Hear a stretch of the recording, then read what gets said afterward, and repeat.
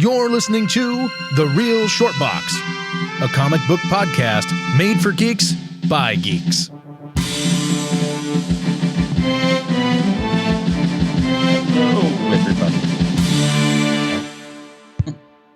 Hello, everybody. Thank you for tuning in and listening. We are The Real Short Box. My name is Donald, and I am here with a very special guest. I'm here with X-Men expert extraordinaire, Nathan Camp. In fact, Nathan, I feel like if you were an X-Men, you would just be called extraordinaire. You know. That's very good. Not bad, huh? No, I very much so appreciate that. Yeah, that's a way to go with it. Yeah. God, I think there's one of them called the Exempt, or they really like to play on their X puns when you got your X. Yes, they do. So why can't you, right? Why can't we do that? Yeah. Hey, it's good branding, you know? Yeah, agreed. And they're coming to the Marvel Universe eventually. And when they do, Marvel needs to make them exceptional. Oh, God, I need to stop. It's, I mean, we got a little bit of a tease in, was it Miss Marvel? Like, hey, we used the word mutants. This is going to be, this isn't like back in, Avengers Age of Ultron, where they called them miracles rather than mutants. Like, we get what you were doing. We see you skirting around copyright. All right, doing your best, and then like being like, oh, we could do this with the Inhumans instead. And it's like, oh, no, we can't. I don't know what you guys tried that experiment for about six years, and it just all fell flat. And there were some neat ideas. I mean, there was a character that was basically Akuma from Street Fighter just dropped into the Inhuman universe. I thought that was funny, but that's about it. Yeah, they're like, we got Capcom now. Okay. Yeah, sure. Why not? I like Congratulations. Akuma is very easy to sell me on. Being a part. I would watch Akuma versus Captain America. Sure. I think I would too. Yeah. So if you haven't gathered what we're talking about, it's Ridiculous X-Men. It's just, we are going to talk about some of the dumbest characters in the X-Men universe, good and bad, just ridiculous X-Men. And I think it would be fun to just talk about what could make them better, what could make them victorious, what could make them go away. Just any of these types of options I feel are important for those that are really into the X-Men universe, such as yourself. So with that in mind, I just wanted to throw out one character. I wanted to throw out a character that was created in 1993. His first appearance, okay, you tell me if you know which character this is. His first appearance was in X Factor number 88. Ooh. I got no clue. Please do enlighten me. Well, it's rather random, but it's random. That's his name, Random. Oh, that guy. Oh, the gun arm guy? Yes, the gun arm guy. Yeah, that is always when I see him, because he's always around. Oh God, what is it? They have that group. They're like the crappy non-mutants. They're not purifiers. God, what are they called? Because he's got a team. Oh, the Acolytes. Yeah. There we go. Acolytes. Yeah. Acolytes. Yeah. They're just there's the one guy who's got tank treads. Yes. Oh God, what is Tank Tread guy's name? Yeah, that treads, is another random. Because there was that whole what is it? DC thing where they had all the characters got alien superpowers, and that's how we got Hitman. And one of them was I think his name Gunfire. And his whole thing, anything he touches, he could turn into a gun. So it's so what? I'm holding a toaster, and I'm allowed to now shoot energy beams out of the toaster. Yep. I think that's what makes it a gun. For him was he is the weapon.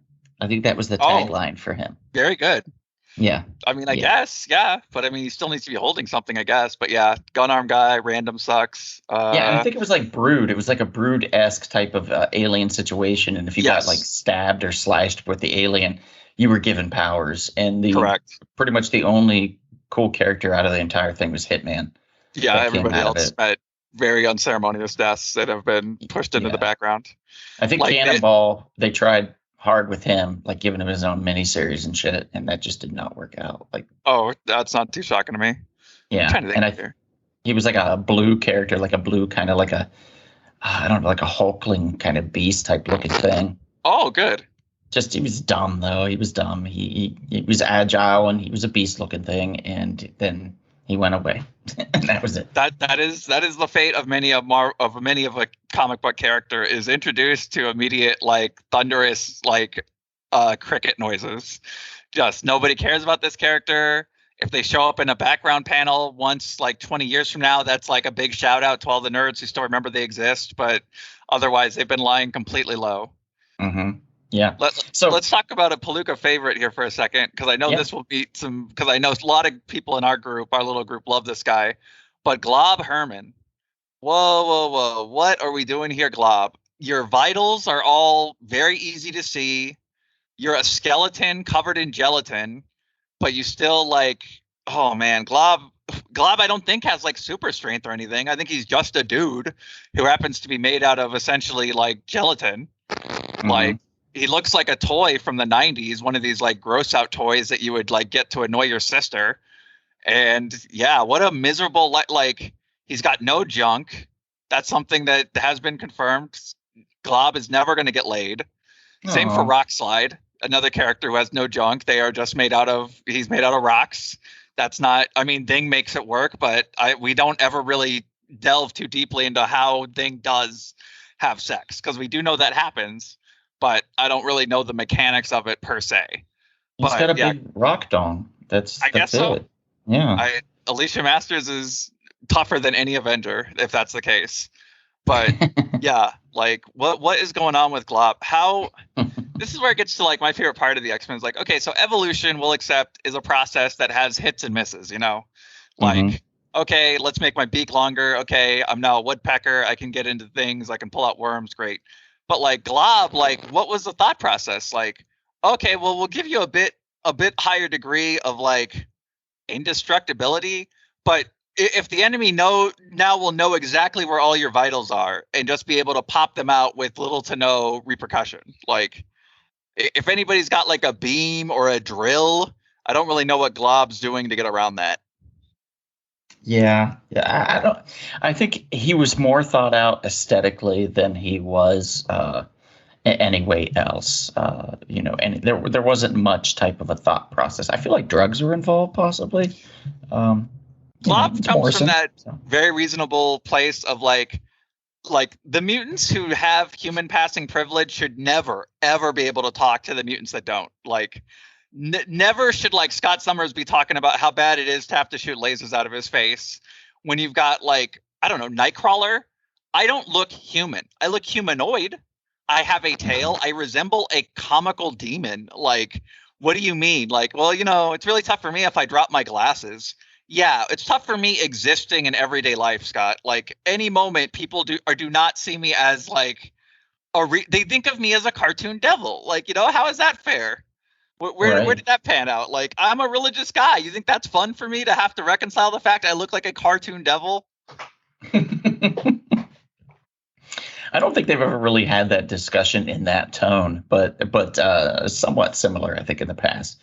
They've discussed the fact that, some of these guys, even like before when Beast didn't have his blue fur, before he even had his gray fur. Yeah, it was some very pretty looking young white kids, the original right, 5. He was a big, thick dude. Yeah. And then an experiment went wrong and he blew himself. That's just literally what happened. And that's what went down. Woe is me. I guess you fuck around and find out, you did it to yourself, dude. But Nightcrawler, that some bitch was born that way. You know what I mean? Like, he was born with what, 2 fingers, 3 fingers, and a thumb? This is, that's always the thing, is that there are those mutants who are born, and then there's those mutants who are at puberty, and it's like, man, I would like to be Glob Herman and get it at puberty as opposed to like the idea of being born with it. How miserable, Like, puberty's going to be rough. Oh, you have no idea. Your genitals have fallen off. Your skin has sloughed off, You can now look inside yourself to see, if you have, I guess, probably too much cholesterol or if you've got a fatty liver going on. Like, oh man, I would much rather live my entire life having been Glob Herman than just one day wake up as him, Like, oh, that would be miserable. Agreed. Yeah. Like it's like a better, they say better to have loved than lost than not to have loved at all. And I'm like, No, I wouldn't even want the idea of normal in my head. How would I continue existing? Yeah. Another fantastic guy for this. I remember him from the Generation X Fox movie that aired in the 90s, and I thought like, oh, this means we're going to get a new golden age of Marvel cinema. Skin, the guy whose just whole ability is he has 6 extra feet of skin, meaning he always looks like a Shar-Pei, and he can like throw his skin around almost spider webs to like cling on. He looks like to somebody's stuff. grandpa's nutsack is what he looks like. Yes, that's what he's bringing to the table. That's what Skin. Yeah.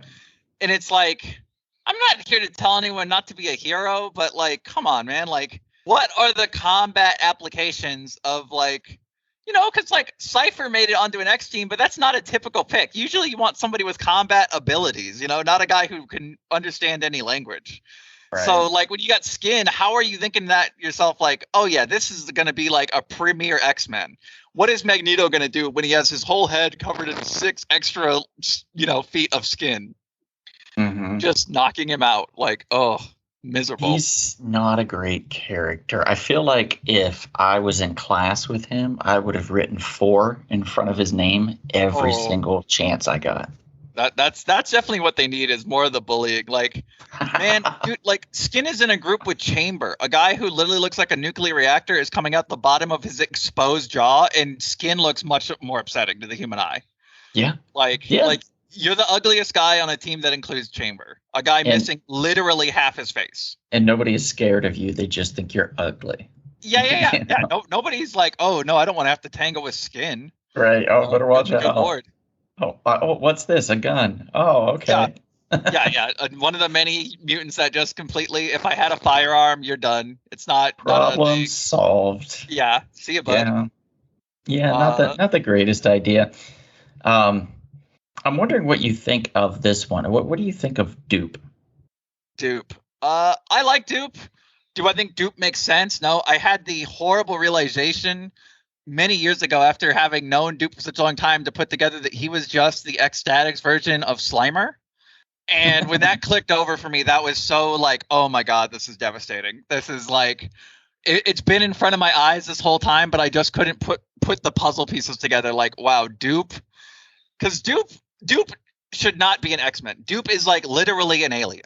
It's the only way it makes sense. Like Dupe, the idea that Dupe was ever human or like, that doesn't match with me. Dupe is a Slimer. He is a thing without necessarily any explanation. He doesn't appear like any of the other X-Men or like ghosts. He just does stuff. He speaks a weird ass fucking language. He's very bisexual, or at the very least poly, because he bangs everybody that he can. That has been proven. I know he was at least at one point Warbird's like sex toy, along with a couple of other like congressmen and whatnot to, I think, get the Jean Grey School of Higher Learning approved. Basically, Dupe went around and basically just offered sexual favors until they could get the school approved. That was a storyline in Jason Aaron's thing, is that Dupe went around and banged his way through Congress until they could get the J. Green School of Higher Learning approved. And That's everybody amazing. seemed quite thrilled. Everybody seemed like, yeah, Jean Grey's School of Higher Learning, we're all for it. That duplicity just can't be matched, We turned him into a whore. Yeah, they banged him out. They literally whored him out and just said like, "Hey, that's an amazing story, by the way." Yeah, that's what we thought you'd do best at, Dupe. Like, I mean, here's his powers, and then that's just what he got put through. Okay, so his powers are flight, accelerated healing factor, superhuman strength and durability, physical malleability, ability to replicate physical objects, extra-dimensional void within body that can store objects and people, and he's being whored out as a sex object in Congress. Yes, like this guy is like in that weird Squirrel Girl tier of probably he could be pretty much any villain known to man if like if the writer thought about it for a minute, Like Magneto should not stand a chance against Dupe. Apocalypse should have a very tough time with Dupe. And what has he become? He's become a sex worker to get a school built. That is his life now. And before that, he was just a cameraman. He was just a floating guy who held a camera for a reality TV show. He was a cameraman for the Ecstatic, which was formerly the X-Force. Yes. Ecstatics being a great place to go for characters that were made to be killed and made without a lot of forethought. There was El Guapo. a young Hispanic teen who had a symbiotic connection to his skateboard.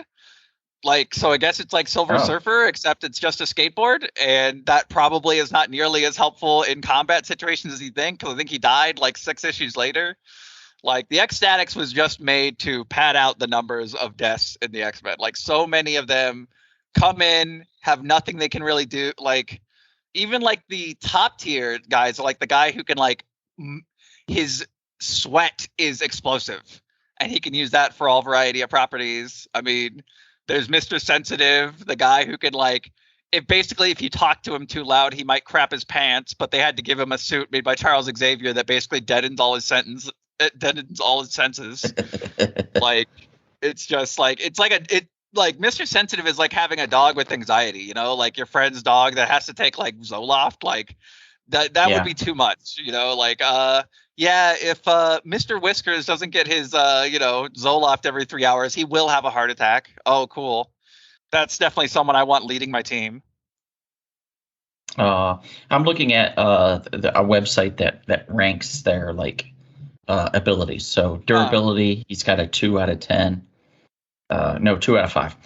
Energy, 2 out of 5. Fighting skill, 3 out of 5. Intelligence, 2 out of 5. Speed, 4 out of 5. And strength, 2 out of 5. So doesn't sound like he's amazing at anything but being fast. Yeah. No, it's which is cool.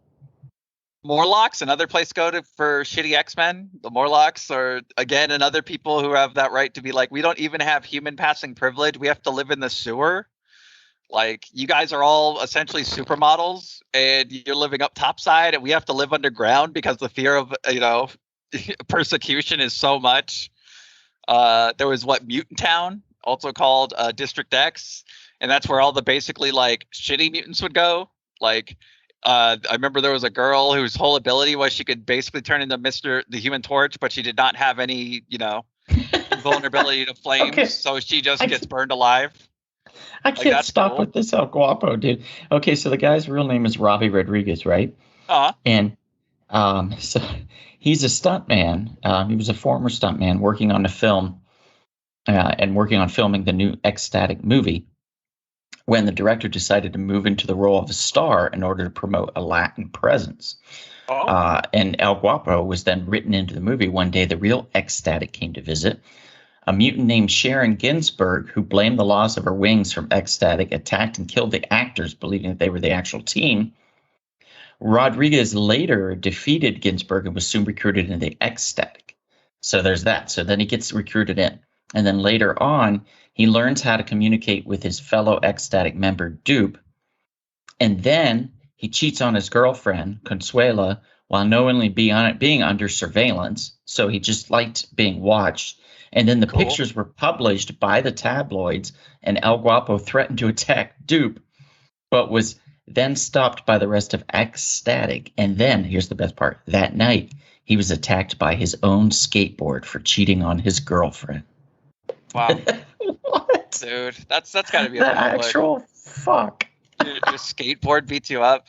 Like, your skateboard isn't going to, come to your aid. Like, dude, it was just a situation. I had too much power and privilege. I thought I could get away with it. No, the skateboard is going to beat you up because it thinks that, Consuela deserved better. Like, wow. What is she going to hang out with the skateboard afterwards? It's like, if Robbie Rodriguez is dead, I assume the skateboard is done. I'm assuming any amount of sentience gained, because that sounds like that's his mutant power. Unless he just happened to run into a skateboard that was sentient that he could have a connection with, No, I think it's like the skateboard's its own thing, man. Like, wow. Because it's talking about shortly after the death of Henrietta Hunter, the record company released a single by her, which ended up killing anyone who sang it. So El Guapo stupidly hummed along with it and was shortly impaled by his own skateboard. God. Live by the board, die by the board. I guess so. Jesus. Yeah. This is a lot. The X-Statix has nothing but lots of filler characters. Like, I think El Guapo might have taken it so far. Zeitgeist is probably the most well known of the ones we've talked about so far, in the sense that he did make it into Deadpool 2. He has acid vomit. You know, Mhm. that's cool. It's kind of like Yeah. a play on words, sorta. Hmm. But yeah, acidic vomit is not exactly a way I would like to go out. To know you're being vomited on, and then to know that that will also be the last experience you have on this mortal coil before you evaporate into nothing would be pretty embarrassing. Hmm. A lot of characters, I feel like their whole thing just ends up being that they have blue skin in some capacity. Like that's not even necessarily related to their mutant ability, just unrelated. Also, I have blue skin or blue fur or blue something. Blue is the most fetching color for many X-Men characters. That's true. You're not wrong. And let me ask you about this character, because he's somebody I came across and I was like, I've seen this guy before, but he just seems like he's an Avalanche ripoff. His name's Richter. Richter. Oh yeah, Richter. Yeah, Yeah. no, that's pretty much the deal. No, you're not wrong. He controls basically vibrations in the ground. Okay. He's So doing he's pretty much the 100%. exact same thing. Like pretty much exactly. It's like seismic waves. He got a big boost recently with the whole Krakoan age because basically Apocalypse took him under his wing, and made him his taught him about geomancy. So he's gotten some love, but other than being like a pretty beloved member of X Factor, I can't say that there's a lot.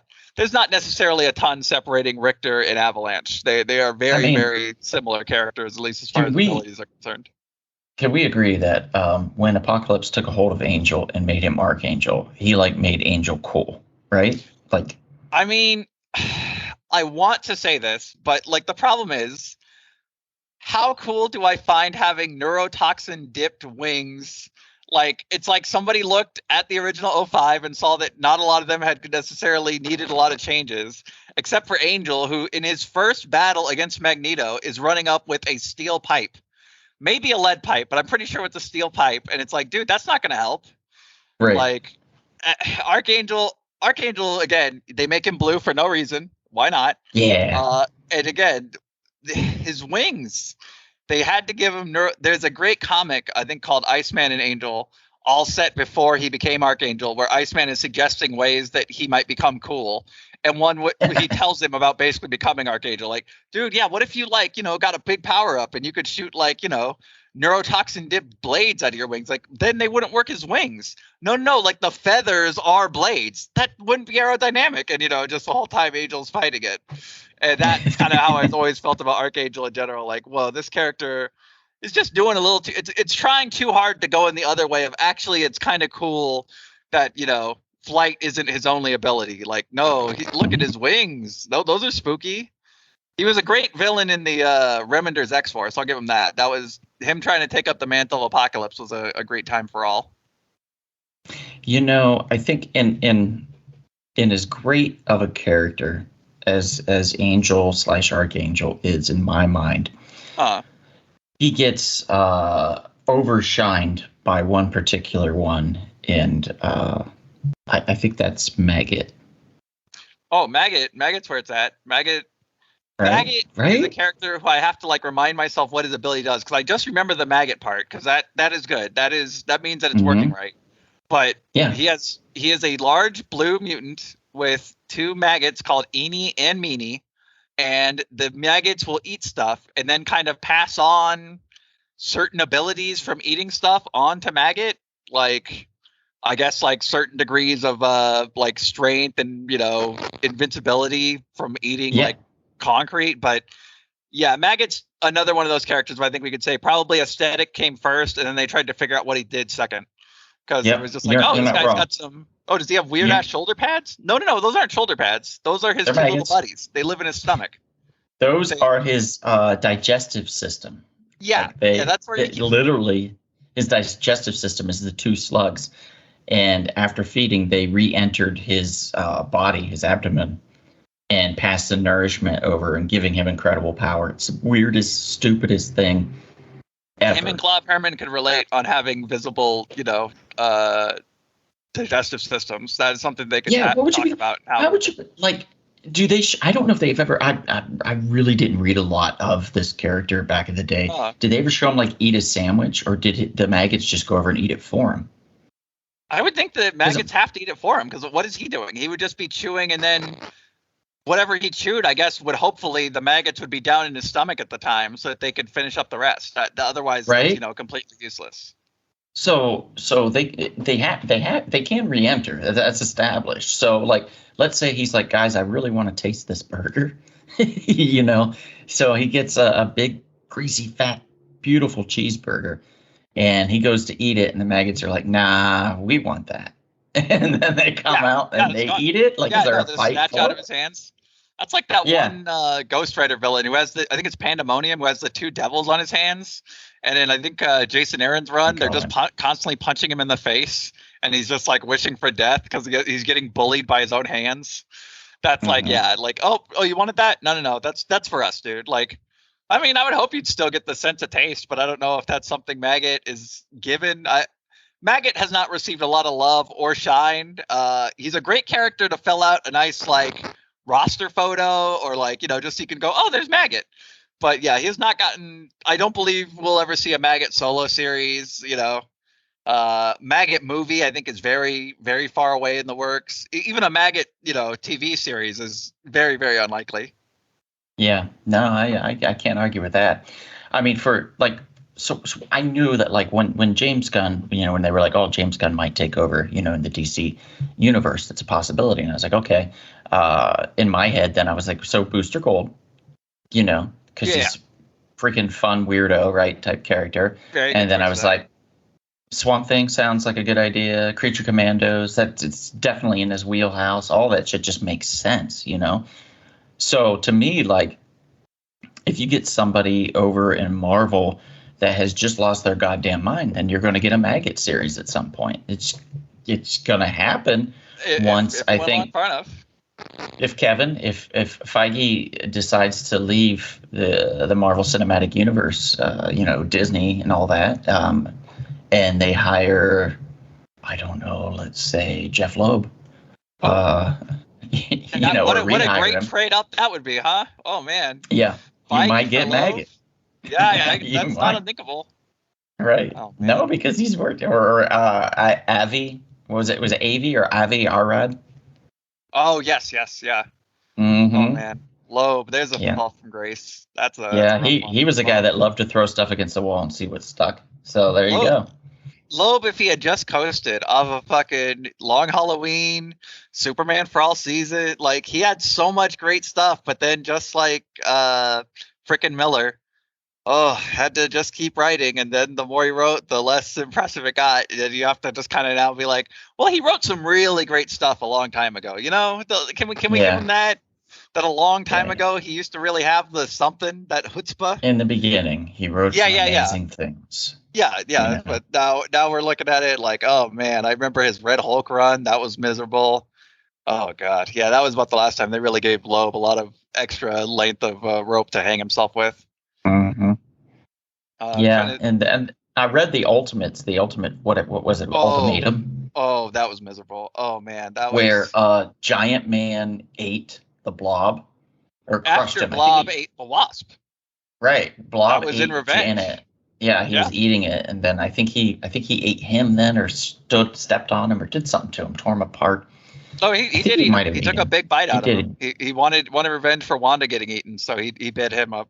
Ultimatum was wild. That story, like, I guess might as well get Loeb to write it if all you're doing is trying to destroy all of these fan favorite characters in the way that most, like, destroys their love in pop culture. But man, oh man, was Ultimatum just like some great issues of Spider-Man came out of it, but everything else, good Lord, was that crappy. Oh man. A little much, man. A little much. Yeah. Do you have any more that you want to throw out real quickly?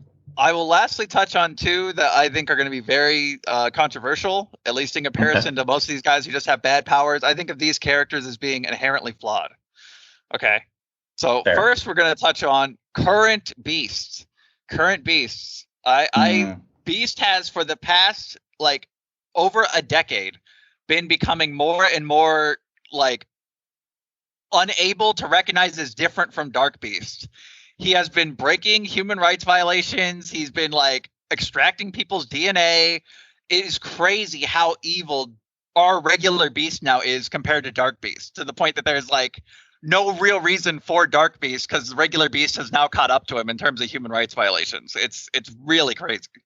Like I thought that was not the path that Beast would head down, but after he got in his head to bring back the original 5 X-Men to try and like essentially shame Scott Summers into stop being a mutant terrorist, he's been on a bad route. But the one I most want to touch on, and this is like truly flawed character design, very much of its time. Let's talk about Adam X the Extreme. What was rumored to be for many years the third Summers brother until it was revealed to be Vulcan. Everyone remembers fan favorite character Vulcan, of course. But Adam X the Extreme is a man with a backwards baseball cap, long blonde hair with dreads in it, which already is a great choice. You want blonde guy with dreads. He has knives just kind of jutting out of various parts of his costume, and he's a master swordsman. And that's because his ability is anyone who he cuts, he can make their blood turn into flame. So that's just what he's bringing to the table. There are not a lot of non-lethal options when you bring Adam X to the team. There's not a lot of talking people down. There's no let's de-escalate. Like bringing Adam X is saying, at best, we will lightly burn your blood. That is what could at best happen. You know, it says he's capable of igniting the electrolytes present in the bloodstream. Yeah. Causing the person to burn from the inside out. Yeah. So he's just basically boiling people alive. Yeah. That's what he can do. That's what he's bringing to the table. Piece of shit. He's like the dude you keep in the glass and you only break out in case of an emergency. You know what I mean? Correct. Yeah. Like why is this guy showing up if we are trying to just like talk things like? If I were a supervillain team and I saw Adam X show up, I'd be like, "Oh, fuck this negotiation. They're gonna have to, we're gonna have court on the street. We're not gonna let this make it to trial because I am not dealing with Adam X the Extreme. Fuck that. That is too goddamn violent. Like, I do not want my blood turning on fire. Like how is that cool? That's like if Maggot actually ate people. Like you can't have this guy on the team. That doesn't allow for a peaceful resolution. How can we talk about our differences and try and come to an understanding when one guy is threatening to light my blood on fire? Right. Yeah, exactly. Why? Yeah. Why? I would immediately look at the other villains and be like, DEFCON 4 right now. Let's do this. Yeah. Like, it's on. They're not here to talk. If they were here to talk, they wouldn't have brought Adam X. And so we must know they're not here to talk. This is like when you get robbed and the guy doesn't bother hiding his face. You're like, oh, well, he doesn't expect there to be a witness. That's the same way that bringing Adam X to the fight is. Oh, geez, they're not expecting any of us to be able to talk about this. This would be very rightful, mutant prejudice if people told like, yeah, I was just robbing a local bodega and this guy lit my blood on fire. I mean, he took $30, like, how is that fair? Yeah. My cousin got blown up because he stole a sandwich. Yeah. Harsh and cruel and unusual punishment is all I'm saying. Very unusual and very cruel. Yeah. Yes. Wow. I don't like this character at all. I'm looking at pictures of him. He looks like the 90s puked up all over everything. He loves skateboarding. He loves his backwards cap. Adam X the Extreme. There is no E in case you were curious. I think you would be, but the Extreme has no E in front of it. And yeah, he's just out here trying to save the day in the most violent way possible that does not in any way lead me to think that I should surrender. Because this psychopath gets off on burning people's blood. God, what a terrible, terrible. It was going to be the third Summers brother. So it was going to be Havoc, Scott Summers, and then this guy. And it's like, I don't think he really fits the theme of the other two. I'm so glad they pivoted on that. Yeah. Somebody was like, somebody had a moment of clarity after all that mound of coke everybody snorted at the writers' table. Yeah, like, somebody walked in and was like, "No." Adam X the Extreme pivotal or important to anything. Let's keep him far in the distance. Don't involve him in any clone sagas. Don't let him hang out with Cable. Let's just keep him nice off in the distance. So if he shows up, it's a nice surprise, but nobody's expecting him. Like, he shouldn't be ever expected to show up to jury duty. This is also a good test for people. Like, if you're like, well, what's your favorite X-Men? And they say, this guy, then the Adam X the Extreme might be like, oh, that's cool. We need to leave. Yeah. You know? This guy is firmly rooted in the 90s. He's possibly has a bunch of kid in play. Maybe he wants to put on for us. I don't know that maybe he just got out of a coma. That'd There's be going to the be a only house explanation party. for Adam X being like, I was knocked out in 1992. I woke up 2 weeks ago. What's Adam X been up to? Is he running one of the X-Men teams yet? Nope. Sorry to say, bro. That point miss. He's like, what's going on with the OJ trial? Oh, I got bad news for you. That went all sorts of sideways. Yeah, that did not work out. Yeah.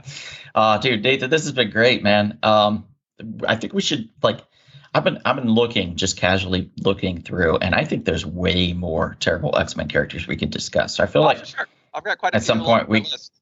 got to do a part 2. We got to do a part 2. So I'm just giving everybody, we're giving everybody a taste of the awfulness today. I feel like I don't know if there's another team that has more terrible characters in it. Oh, than the X-Men. I have to correct that because that actually is not true because we forget about the Legion of Superheroes. The Legion of Superheroes has some of the biggest duds, and even people I think of as heavy hitters like Matter Eater Lad and Bouncing Boy are not considered, beloved by the people at large. But I think okay. So that's what we'll do. We'll do another X-Men one, and then we'll do one on the Legion of Superheroes. I think that'll be fun as well to talk about because I do want to talk about the dude that turns into a Citadel and then forgets who he is. That is good. Remains a Citadel for the rest. Yeah. So that's it. That's what we're doing, and we're gonna do. Nathan has kindly agreed to sub in for some great episodes here in the future, particularly as some of the other members of the podcast get busier and busier. So Nathan's going to be kind of the official, unofficial member of the podcast. Probably moving forward here. We'll be recording more podcasts as we go along. So I hope you all enjoyed. I know I did. I want to thank you again, Nathan, for being a guest on here. We always appreciate it. Appreciate having you on. Happy to be here. It's been a lot of fun. And I just want to let everybody know that we do these audio podcasts usually about every week. They come out on Thursday or Friday of the week. It just depends on how busy I get because I work a lot. So we'll get these out every Thursday or Friday. And we do put them up on YouTube. We put them up on iHeartRadio, Spotify, Spreaker, Podbean, Google Play, Blurberry, you name it, we're on there. And if we're not, let us know, and we can get on there. We do a live show every Monday, or almost every Monday, around 7:30 p.m. Pacific time.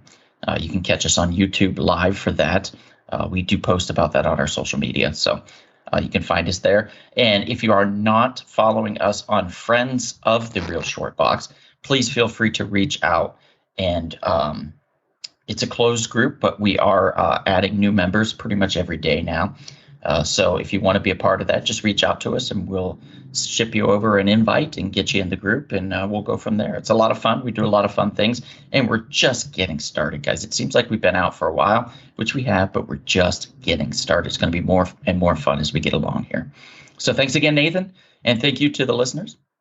We appreciate you all very much. And if we don't see you out and about anytime soon, perhaps we'll see you at the comic shop. Thanks for listening. This has been The Real Short Box. We'll see you at the comic shop. Thanks for listening.